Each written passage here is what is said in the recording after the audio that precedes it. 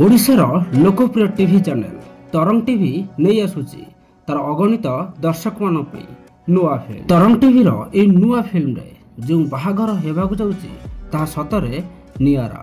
ଫିଲ୍ମରେ ହିରୋ ହିରୋଇନଙ୍କ ମଧ୍ୟରେ ବାହାଘର ହୋଇନାହିଁ କି ପ୍ରତିଶ୍ରୁତିବଦ୍ଧ ନାହାନ୍ତି 7 ଜଣଙ୍କ ପାଇଁ, ବରଂ ଏହା ହେଉଛି ଏକ ଆକ୍ସିଡେଣ୍ଟ। ଇଏ ବାହାଘର ନୁହେଁ ତ ବାହାଘର ନାଁରେ ଏକ ଏଗ୍ରିମେଣ୍ଟ। ତେବେ ଆସନ୍ତୁ ତରଙ୍ଗ ଟିଭିର ଏହି ନୂଆ ଓଡ଼ିଆ ଫିଲ୍ମ ସମ୍ପର୍କରେ এই ଛୋଟିଆ ଭିଡ଼ିଓରେ କଥା ହେବା।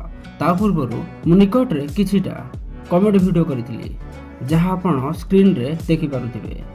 ଆପଣ ସେସବୁ ଭିଡ଼ିଓକୁ ନିହାତି ଥରେ ଦେଖନ୍ତୁ ଆଉ ଆପଣଙ୍କୁ କ'ଣ କେମିତି ଲାଗିଛି କମେଣ୍ଟ ବକ୍ସରେ ନିହାତି ଲେଖି ଜଣାନ୍ତୁ, ଯାହାର ଲିଙ୍କ ଆପଣମାନଙ୍କୁ ଭିଡ଼ିଓ ଲାଷ୍ଟ ଏଣ୍ଡ ସ୍କ୍ରିନ୍ ଏବଂ ଆଇ ବଟନ୍ ଏବଂ ଏକକାଳୀନ ଡେସ୍କ୍ରିପସନରେ ମିଳିଯିବ। ତେବେ ଆସନ୍ତୁ ଏବେ କଥା ହେବା ତରଙ୍ଗ ଟିଭିର ନୂଆ ଓଡ଼ିଆ ଫିଲ୍ମ ସମ୍ପର୍କରେ। ଯେଉଁ ଫିଲ୍ମର ନାଁ ହେଉଛି ସ୍ୱୟଂବର।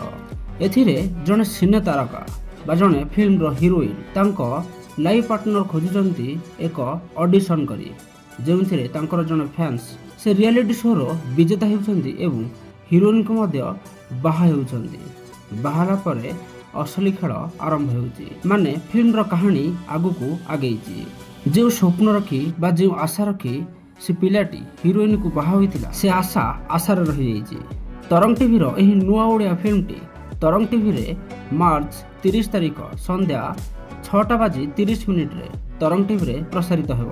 ଯଦି ଆପଣ ଭିଡ଼ିଓଟିକୁ ପରେ ଦେଖୁଛନ୍ତି ତେବେ ଆପଣ ମଧ୍ୟ ତରଙ୍ଗ ପ୍ଲସରେ ଫିଲ୍ମଟିକୁ ଦେଖିପାରିବେ। ଯେଉଁ ଫିଲ୍ମରେ ଅଭିନୟ କରିଛନ୍ତି ଦେବଯାନୀ, ସୌମ୍ୟ, ତ୍ରିଭୁବନ ପଣ୍ଡା, ଶକ୍ତି ବରାଳ, ବିଭୂତି ତ୍ରିପାଠୀ, ସୌମ୍ୟ ମିଶ୍ର, ଅରବିନ୍ଦ ଜେନା ଏବଂ ଏଭଳି ଅନେକ ଆଗଧାଡ଼ିର ଏବଂ ବଡ଼ ବଡ଼ କଳାକାର। ଯଦି ଆପଣ ଫିଲ୍ମଟିକୁ ଦେଖିଲା ପରେ ଏହି ଭିଡ଼ିଓକୁ ଦେଖୁଛନ୍ତି ତେବେ ଆପଣଙ୍କୁ ଫିଲ୍ମଟି କେମିତି ଲାଗିଛି ଏବଂ ଯଦି ଆପଣ ଦେଖିବାକୁ ଅପେକ୍ଷା କରିଛନ୍ତି ତେବେ ତାହା ମଧ୍ୟ କମେଣ୍ଟ ବକ୍ସରେ ନିହାତି ଲେଖି ଜଣାନ୍ତୁ। ଭିଡ଼ିଓ ଶେଷରେ ପୁଣି ଥରେ କହିବି, ଆପଣ ଏହିସବୁ କମେଡ଼ି ଭିଡ଼ିଓକୁ ଦେଖିବା ପାଇଁ ଜମାରୁ ଭୁଲନ୍ତୁ ନାହିଁ। ଧନ୍ୟବାଦ।